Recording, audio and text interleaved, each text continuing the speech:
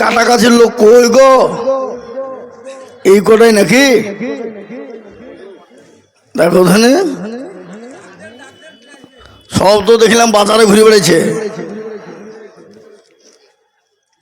আরে বাবা, এই যে কি ঝামেলা এখন! জালসাতে বাজার না দিলে জালসাতে লোকও আসছে না, আবার বাজার দিয়াটাও অন্যায়, উন্ডা করা যাবে। পৃথিবীর সব থেকে নিকৃষ্ট জায়গা হলো বাজার, বুঝলেন না? কিন্তু আমরা মুসলমানরা বাজার না হলে এক ধাপ চলতে পারছি না। বা আলহামদুলিল্লাহ, সভাপতি জালসার কাদের হওয়া প্রয়োজন জানেন? জ্ঞানী, গুণী, বুদ্ধিমান, সব থেকে বেশি ভালো হলো আলেম হওয়া। কিন্তু আমাদের দেশে আজকাল সভাপতি করে কাদেরকে জানেন? যার ভিতরে কিছু বাকি নাই, সুদখোর, মদখোর, গাঁজাখোর, চুল্লুখোর, হিরোইনখোর, ইয়াখোর, অখোর, অমকখোর, সব খোর বাবা। কিন্তু মাল আছে, মাল বোঝেন তো? সভাপতি করে দিয়েছে, ও কিছু জানুক আর না জানুক। এ গত বছরে আমি জালসাই ছিলাম দক্ষিণ 24 পরগনা ডায়মন্ড হারবার।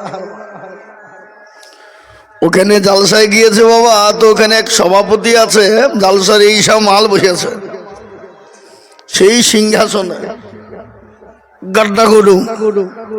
হ্যাঁ, ও মাল কিছু জানে না বাপ।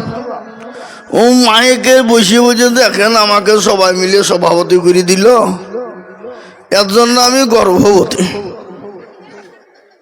বুঝলেন না? ও ধরিয়ে ফিরিয়ে সবাই মিলে আমাকে সভাপতি করে দিল, তার জন্য আমি আবারও গর্ভবতী। মৌলভী সাহেব যাই, মা বোনেরা বিয়ে হলে বছরে একবার গর্ভবতী হয়, আর তুমি 2 মিনিটে 2 গর্ভবতী হইলে কি করি? বুঝলেন না? এ তো আমাদের অবস্থা বাবা। কবি বলেছেন, তনহামা দাগে দাগে সোদ, বম্বা গোজা গোজা নেহাম। সারা অঙ্গে ব্যথা, কোথায় ওষুধ লাগাবো খুঁজে পেছিনে আমরা বাবা। মনে যদি পছন্দ ধরে খুঁজে কিরে পাওয়া যায়, আর মলম লাগাবো কোন জায়গায়? আমাদের মন মরে গেছে বাবা। এই জন্যে আজকে আমাদের পরিস্থিতি, পরিকাঠামো, এবং সব থেকে বড় কষ্ট হলো আজকে জালসা দেওয়া মানে আমাদের দেশের যুবক যুবতীদের খেলা। যদি বলেন কেন? আমাদের দেশের যুবক আর যুবতীরা কত নিচু পর্যায়ে নেমে গেছে একটু আমি আপনাদেরকে বলি। আপনাদের এখানে হাই স্কুল কোথায় গো? এখানে খেলে মানে আমি এখন কিছু খাইনি, খেপা কথা খার বুঝে খেলে লাগছে। তুই খেলছিলে? ও আমার সাথী, একসঙ্গে পড়াশোনা করছে, বুঝলে না? তো মোহতারাম, তো এখানে স্কুলে হেডমাস্টার ছেলে মেয়েদের পড়ায় না গো? পড়াই তো নাকি? তো হঠাৎ করে একদিন বেলডাঙ্গা জলিলিয়া মাদ্রাসার পাশে কলেজের প্রফেসর এসে মাদ্রাসা স্কুলে যাবে, জাগো এখানকার হেডমাস্টার কে গো? তো হেডমাস্টার বুক উঁচু করে বলছে, আমি কে? আপনি কি হয়েছে? বলে আপনার ছেলেমেয়েরা পড়ে? তো বলে হ্যাঁ, খুব ভালো পড়ে। তো আমি তো একটু পরীক্ষা টরীক্ষা নিব। বলে আজই নেবেন? না, আজ নয়, 2-4 দিন পরে। কবে আসবেন? বলে আগামী সোমবারে। ঠিক আছে, তাই হবে। এ বাবা, ভালো করে শুনবেন কথাটা। ঠিক আছে, তাই হবে। হেডমাস্টার বলে দিল, এই ছেলেরা, মেয়েরা শোনো তো বাবা, তোমরা একটু ভালো করে পড়াশোনা করো। এই তোমরা এখন দাঁড়িয়েছো কেন? এদিকে জায়গা নাই? তোমাদের লাগি তো বলছে। কি বুঝলেন? আল্লাহু আকবার। তো ছেলে মেয়েদেরকে পড়ে আসতে বললো বাবা। বলে ঠিক আছে, কলেজের প্রফেসর আগামী সোমবারে আসবে, তোমাদের পরীক্ষা নিরীক্ষা নিবে, তোমরা একটু ভালো করে পড়াশোনা করো বাবা। বলে ঠিক আছে, করবো। কিন্তু ওই স্কুলের সব থেকে গভেট মার্কা ছেলে, কি নাম গো? তার নাম হলো কালু। হ্যাঁ, কালুকে বলে, এই খবরদার আগামী সোমবারে স্কুলে আসবি নি।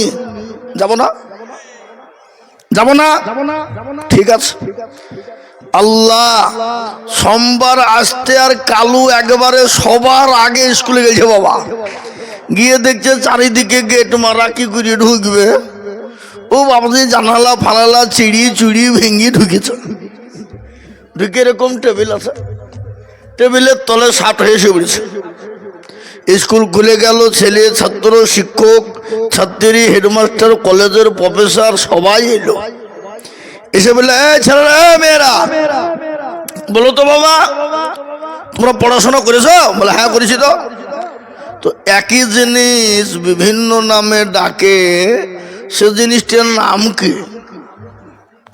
হেডমাস্টার মাথা চুলকাচ্ছে, বলছে সর্বনাশ, আমি তো নিজেই জানিনি, তোমার ছেলে মেয়েরা কি করে বলবে? বলে, এই বাবা, এই মেয়েরা কেউ পারবে না? কেউ না, কেউ বলছেন না। কেউ যখন পারল না, তো ওই বেঞ্চের তল থেকে হাত বের করে বলছে, আমি পারবো স্যার। কেরা? কে তো? কোথায়? বলে, আমি বেঞ্চের তলে। এই তো তুই পারবি তো বেঞ্চের তলে সেখানে? হেডমাস্টার চমকিটে বলছে, সর্বনাশ, আমার এত সুন্দর সুন্দর ছেলে মেয়ে তাই পারল না? আরে বেটা লেখাপড়া করে না, গভেট মার্কা মাল। হ্যাঁ, আর ওকে স্কুলে ঢুকতে মানা করলো, ঢুকলো কোন দিক দিয়ে? বলে, তুই পারবে? হ্যাঁ পারবো।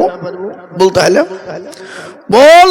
বলে, খুব সহজ। হেডমাস্টার চমকে উঠে বলছে, সহজ? বলে, হ্যাঁ। বলতে হলে কি ওটা? বলে, ওটা হলো মাথার চুল। কি গো? মাথার চুল। এই চুল যখনই বলা, কলেজের প্রফেসর চমকে উঠে বলছে, সর্বনাশ, ই বেটা বলছে কি রে?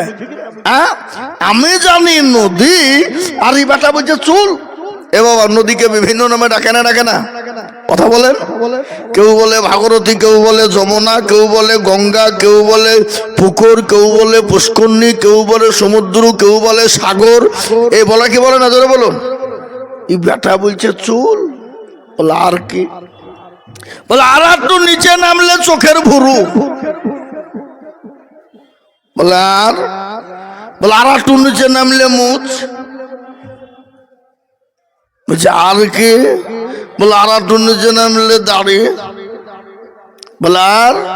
বলে, আর একটু নিচে নামলে বুকের চেয়ারি।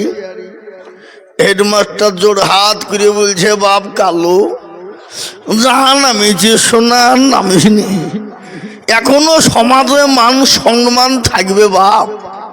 তো আমাদের দেশের যুবক যুবতীরা, তরুণ তরুণীরা, নওজোয়ানরা, তারা এমন পর্যায়ে নেমে গেছে বাবা, কোন ভাষা দিয়ে বলবো আর কোনটা বলবো খুঁজে পাচ্ছিনি বাপ। এক্ষুনি রাস্তায় গাড়ি ড্রাইভার হরেন দিয়ে চলে যেছে, ওরা এমন মুগ্ধ হয়ে গেছে, হরেনটাও শুনতে পাচ্ছে না এখনই। আবার বলছে কি জানেন, শালা কোন দিকে নেবে, মালটা চলে গেল, তাড়াতাড়ি আইতে বেশি। আমি যে দেখো এরা জলসা শুনতে হয়েছে, যারা মাল দেখতে হয়েছে। এ বাবা, আমি যাকে বলছি যে সে যদি এই কথা বলে, তো তার বাড়িতে মা বোন নাই, তার মা নাই, তার বিটি নাই, তার বোন নাই, তার আত্মীয় কেউ নাই। যদি অন্য জনার মেয়েকে যদি মাল বলা হয়, তো তার মাকে তো কেউ কোনদিন মাল বলে রাখবে না। কি বুঝছেন আপনারা বলুন? দেখা দেখি চাষ আর দেখা দেখি বাস। এ বাবা, কথায় আছে, সঙ্গ দাসে লোহা ভাসে। লোহা আপনি পানিতে ফেলে দেবেন, জীবনও ভাসবে না। কি বুঝছেন আপনারা বলুন? ভাসবে কি? ভাসবে না। যখনই আপনি ওই লোহাটাকে নৌকার সঙ্গে জুড়িয়ে দেবেন, টন টন লোহা হলেও পানিতে ভাসবে। কি বুঝেন আপনারা বলুন? ভাসবে কি না? তো বাবজি আমার দরদি আল্লাহওয়ালা, আজকে আমাদের ভিতরে দিনের শিক্ষা নাই বা আমার আগে আমার উস্তাদুল মুকাররম হযরত মাওলানা মুফতি জারজি সাহেব তিনি কি বলে গেলেন, আজকে অসীম সরকার করে আমরা ভেবি চিল্লি মাথা খারাপ করে ফেললাম। কথা বলেন ঠিক না বেটি? এফআইআর ওফআইআর অমুক ফায়ার তমুক ফায়ার করে হাজারো ফায়ার থানায় দিয়ে দিলাম, এফআইআর করলাম। কিন্তু আপনি বুকে হাত দিয়ে বলুন তো, আজকে মুসলমানের ঘরের যুবক, মুসলমানের ঘরের সন্তান, আর প্রয়োজন ছিল কোরআন শিখা, কিন্তু আমাদের দেশের যুবকরা কোরআন শিখে? কোরআন শিখতে চায়, কোরআন পড়তে চায়? যদি জানতো পড়তো তাহলে বলেন আজকে অসীম সরকার কেন? অসীম সরকারের বাপেরও বাপ ছিল না যে আজকে মুসলমানদের কোরআনকে নিয়ে কুরুচিকার মন্তব্য করে। কি বলছেন আপনারা বলুন? কথা বলেন না কেন? কথা বলেন।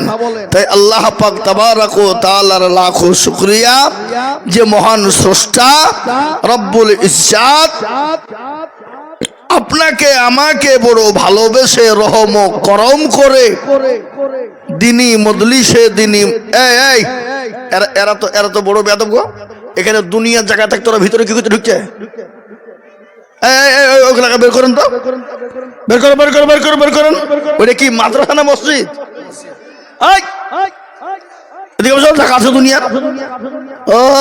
ওখানে গোপন দিকে মানে গল্প করা হবে, জালসা শোনা হবে নাকি? সামনে খেপা কোথাকার। আসো শোনা আমার মানিক আমার বসো শোনা। এই ওই উমাল গেলা কারা?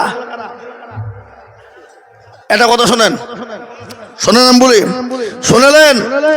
দেখবেন যারা জীবনেও কোনোদিন মা বাপের কথা মানেনি, মা বাপের কথা শুনেনি, তারা জীবনে কোনোদিন মৌলবীর কথা শুনবে না। এই কথা বলেন।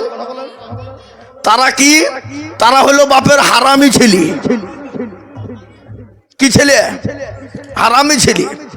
যারা মা বাপের কথা শুনে না তারা মৌলবীর কথা শুনবে বলে মনে হয়, জীবনেও শুনবে না। এ বাবা, আর আপনারা তো এটা কোন থানা? বহরমপুর? তাই তো বলছেন বেলডাঙ্গা থানা বাবা। আর এমনি তো বেলডাঙ্গা থানার গন্ধ একটু আলাদা। কি বলছেন আপনারা বলুন? আল্লাহ, এ দেখেন ইউটিউব চলছে। এমনি বেলডাঙ্গা থানার বাপ যে গন্ধ আলাদা। গোটা মুর্শিদাবাদের দিক গোটা এক, আর বেলডাঙ্গা থানা কিন্তু আর এক। যেখানে যাই আমরা বাইরে, ত্রিপুরা, আসাম, মেঘালয়, মণিপুর, উড়িষ্যা, বিহার, ঝাড়খণ্ড, কোথাও বাড়ি গো? মুর্শিদাবাদ। ওখান থেকে বেলডাঙ্গা কত? সামান্য। ঠিক আছে বাবা, কি বুঝলেন? এই বেলডাঙ্গা বুঝলি বাবা? হ্যাঁ ঠিক আছে, মানে গোটা দেশের লোক মাল চিনে বেলডাঙ্গা আছে। কি বুঝলেন জোরে বলুন? গোটা ভারতবর্ষের সব জায়গায় কেউ না চিনলো বেলডাঙ্গাকে, কিন্তু গোটা ভারতের লোক চিনে। এটি চারটাখানি কথা ভাবেন না।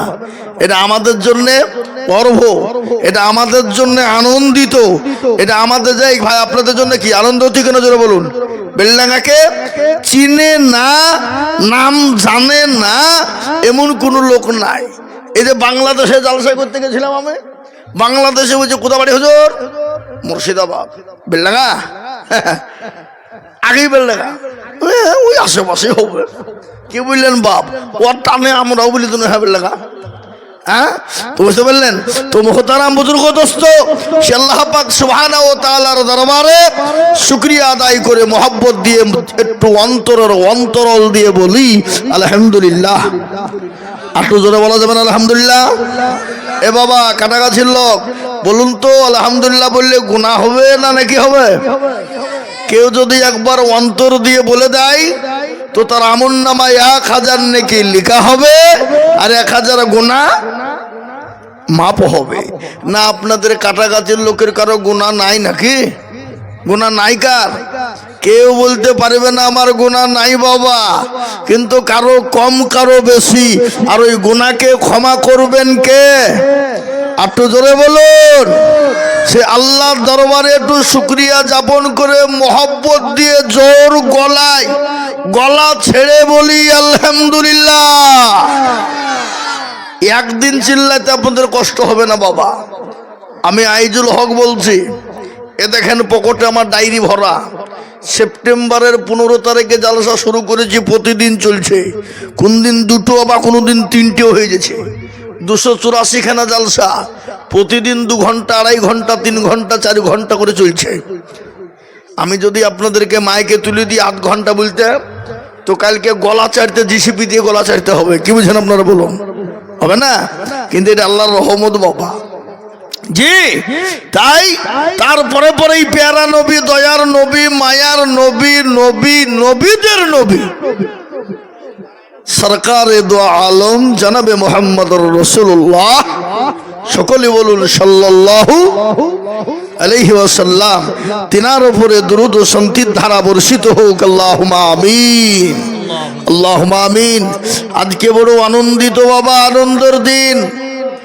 আজকে কাটাগাছিতে দেশের ছেলে মেয়েদেরকে কোরআনের আলোয় আলোকিত করার জন্যে আজকে আপনারা গ্রামের মানুষ মেহনত দিয়ে, জান দিয়ে, প্রাণ দিয়ে একটা মাদ্রাসা তৈরি করেছেন। মাদ্রাসা কোনটা? সামনে ওইটা মাদ্রাসা বানিয়েছেন। ইনশাল্লাহ আল্লাহর কাছে দোয়া চাই, আল্লাহ তুমি এই কাটাগাছির সমস্ত বাবজি ভাইদেরকে, ছেলে মেয়েদেরকে কোরআনের আওতায় আনো এবং কোরআনওয়ালা বানার তৌফিক এনায়েত করো। বলুন আল্লাহুম্মা আমিন, জোরে বলুন আল্লাহুম্মা আমিন। আজকে গোটা ওয়ার্ল্ড, গোটা পৃথিবী চাইছে কোরআন থুবো না, কোরআন মিটিয়ে দেব। আমি একটা কথা আপনাদেরকে বলি, আজকে আমাদেরকে প্রশ্ন করে আছে, হুজুর গোটা বিশ্বের জমিনে সমস্ত জাতির মানুষ, ধর্মের মানুষ আজকে মুসলমানদের উপর এত শত্রু কেন? কারণ কি? কারণটা একটু বলতে পারবেন? আমার যে কারণ শুনবা তাহলে বলে হ্যাঁ বলেন। তাহলে কারণ শোনো। এই কাটাগাছির মিডিলে মোড়ে বাবজি রাস্তার ধারে 2টো বিল্ডিং আছে। একটা হলো 5তলা বিল্ডিং আর একটা হলো 2তলা। 2তলা বুঝেন তো? টিনের ঘর। কিন্তু ওই 5তলা বিল্ডিংটা পুরো ফাঁকা, কিছু নাই। আর ওই 2তলা টিনের ঘরটাতে 20 কিলো, 25 কিলো, 30 কিলো সোনা আছে।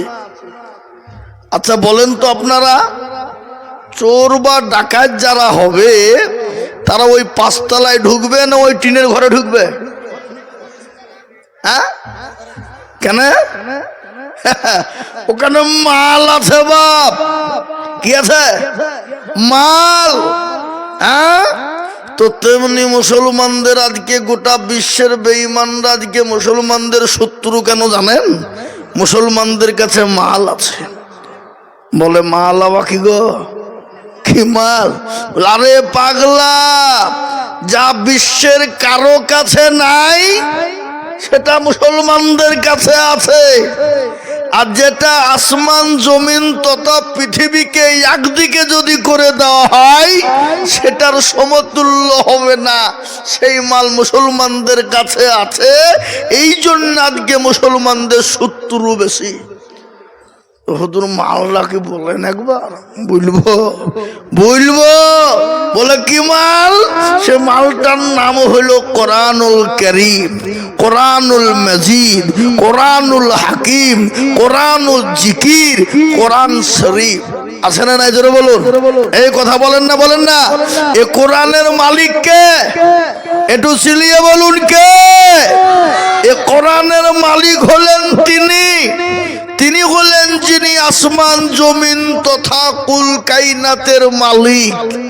তিনি আজকে এই কোরআনকে মিটিয়ে দেওয়ার কারণে, কোরআনকে মিটিয়ে দেওয়ার জন্যে গোটা ওয়ার্ল্ড তথা ভারতবর্ষের জমিনে আজকে উঠে পড়ে লেগেছে বাবা কি করে কোরআনকে মিটানো যায়, কোরআনকে শেষ করা যায়, আর কোরআনকে মুসলমানদের কাছ থেকে ছিনিয়ে নেওয়া যায়।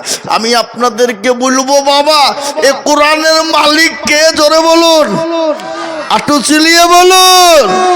কোরআনের মালিক আল্লাহ। প্যারা নবী, দয়ার নবী, মায়ার নবী। গজল আছে না? এই গজল আছে নাই?